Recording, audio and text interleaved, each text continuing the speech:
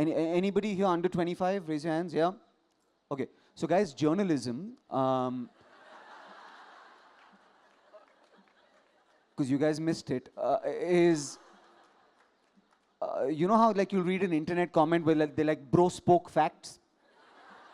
Bro did not hesitate to speak facts. Like 15 years ago, everyone was bro, man. They just spoke facts only, but it's too much. I'm in trouble now. It's too much pressure to put on comedians. It's my job to begin from the truth and make it outrageous until you get to a lie. But I only get to do that when we can all agree what the truth is. So don't lay that at my door, is what I would say, you know. So how did a brown kid with a beard get to the Kennedy Center, which is a very wide domain with 2,500 people in the audience? My sir, I booked it myself. I paid for the venue. That's what nobody realizes. They're like, "Arey, Kennedy Center, मैंने rental दिया उस venue का." Like you would book City Fort. You pay. Or at the Edinburgh Festival. Yeah, you pay for the venue. Some venues choose you, right? Like I've played Carnegie Hall. Carnegie Hall chooses you, right? Thank you. It was should I tell you about Carnegie Hall? It's very interesting. So they choose you. Then you show up and you're like, can I? There's a big piano where everybody is, you know, performed, and you're like, can I move the piano? And they're like, no, we are Carnegie Hall. And then you're like, can I change the lighting? And they're like, no, we are Carnegie Hall. And I'm like, can I play this playlist of music before I walk on to get people in the mood? And they're like, no, we are Carnegie Hall. And then they're like, we'll start at 8 o'clock sharp. And I'm like, no. We are Indians. And they're like, no, we are Carnegie Hall. And then at 8:01, they politely knocked on my dressing room door and they're like, I think we'll wait about 20 minutes. Because that day, India came to Carnegie Hall. And we came late. So, yeah. So, it's nice to take something new to Carnegie Hall, you know. So, yeah. You know, we're looking back, you've had such an incredible journey, and in more recent times, you've been working on films. Tell us about that first moment when you were going from place to place, trying to audition, and then finally you decided, you know, fuck this shit. Sorry, I'm not supposed to say that word. Huh. And I don't know how you're going to translate that. Maybe you shouldn't. Come on, Nishta, let's do it. Sorry about that. And cancel. Okay, cancel. Nishta, translate Arnab Goswami. Go.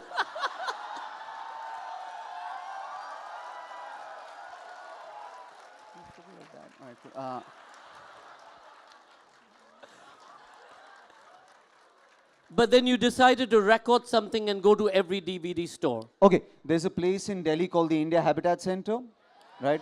My first ever show was produced by them, and this wonderful gentleman here made that happen. So please give him a round of applause. My mother, and who's right there, and my sister, we had a DVD of this show I had done at Knox College called Brown Men Can't Hump. And don't translate that. Don't translate that. And we recorded a show at the India Habitat Center. I spent my life savings on it. I had like 1 lakh rupees in my account when I decided I wanted to join the movies.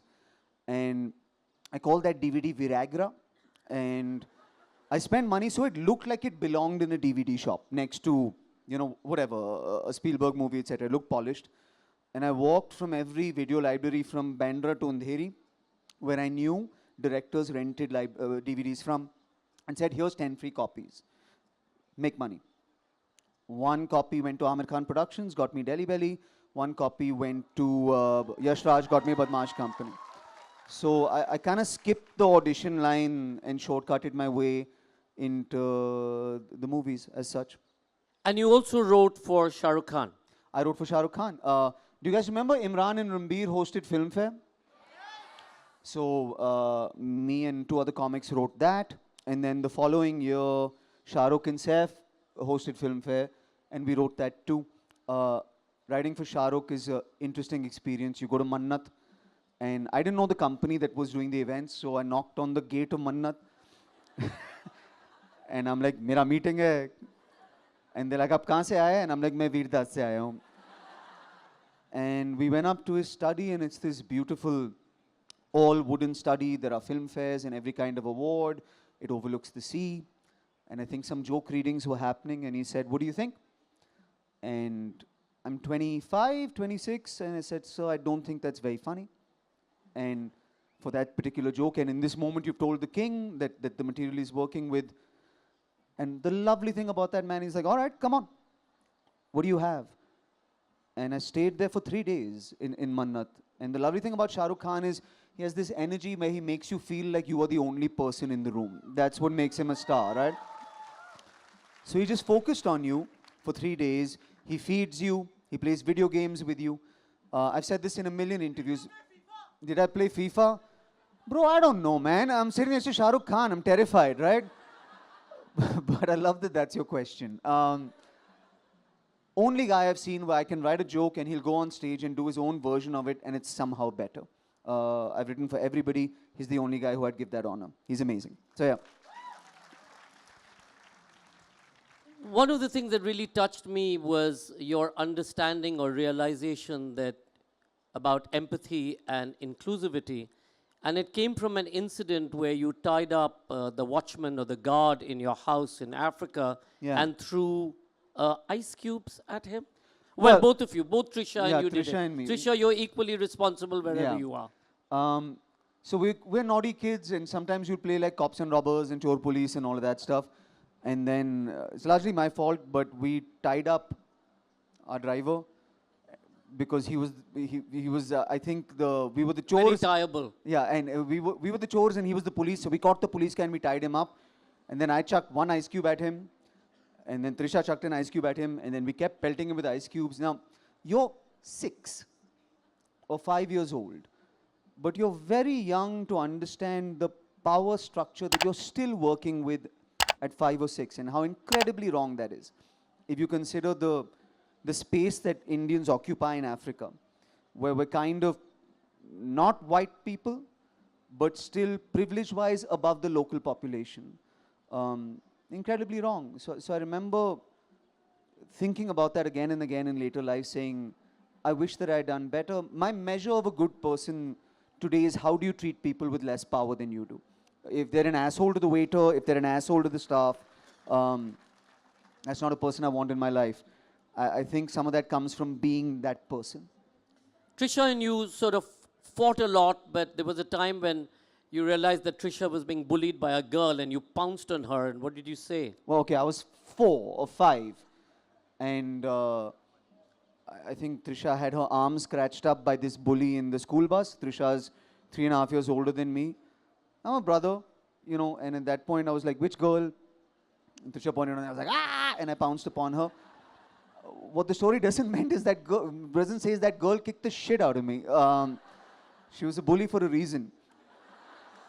She had the physical capability for it. But I don't take well to bullies. And another of Trisha's friend at one point of time in Sanar marches you to the edge of a cliff and says, if you've threatened to jump, jump. Yeah, I did not like boarding school. Anybody from boarding school? You went to boarding school, yeah? Yeah, good for you. I think some kids are meant to be institutionalized and some are not, right? And I just was too strange for boarding school. And so my parents were in Africa and I'd keep writing them letters in red Chelpak ink. And I'd be like, this is in my blood. You have abandoned me. You don't love me anymore. And it really looks orange. So what blood is this, you know? And I kept, because Sanar is, you know, it's hills up near Kasauli. So many cliffs to jump off of. And I'd keep saying, I'm going to jump from a cliff, I'm going to jump from a cliff. And then one day, one of Trisha's friends took me to the edge of the cliff and she's like, you keep threatening, na? Jump. And Trisha's in the background crying, saying, how, you know, and she's like, no, I guarantee you he's not going to jump. And she's like, jump, come on. And of course I was faking it. And I started to cry and I ran away. I think it would have been hilarious if I actually jumped. Like, that's an awkward conversation where she's like, I thought he was bluffing.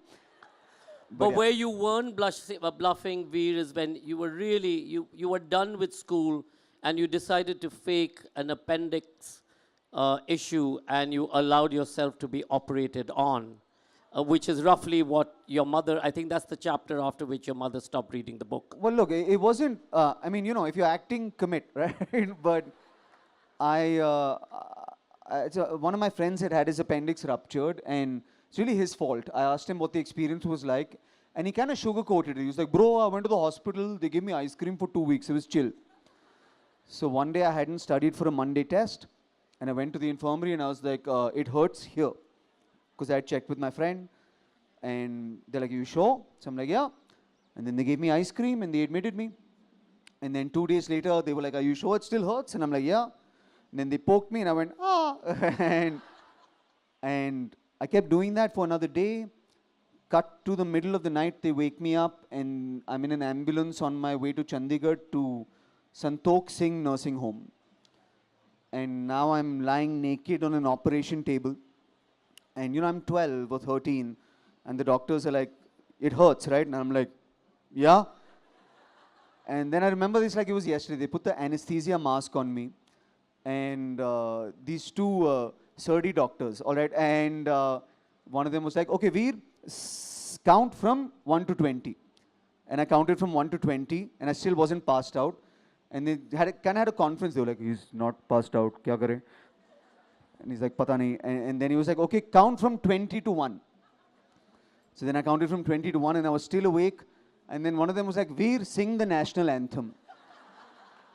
So naked on this operation table, I sang, and I woke up, and my mother, who lived in Africa, had been summoned by the boarding school, and I got my appendix removed, is perfectly healthy. And then the doctor kind of came to me, he's like, "Your appendix was perfectly fine and you were faking, right?" And I'm like, "Yes." The bright side is he told me the funniest thing. He said, "When you were lying naked on the operation table, when we said sing the national anthem, you went like this." At attention. So I'm a liar, but at least I'm patriotic. You know what I mean? Is the... You're taken out from boarding school because it didn't work. Your father came a couple of days later, looked very sad. Yeah.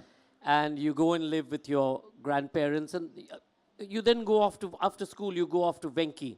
Yeah. Anybody knows Venki College and South Campus, etc.? Many Venki. Yeah.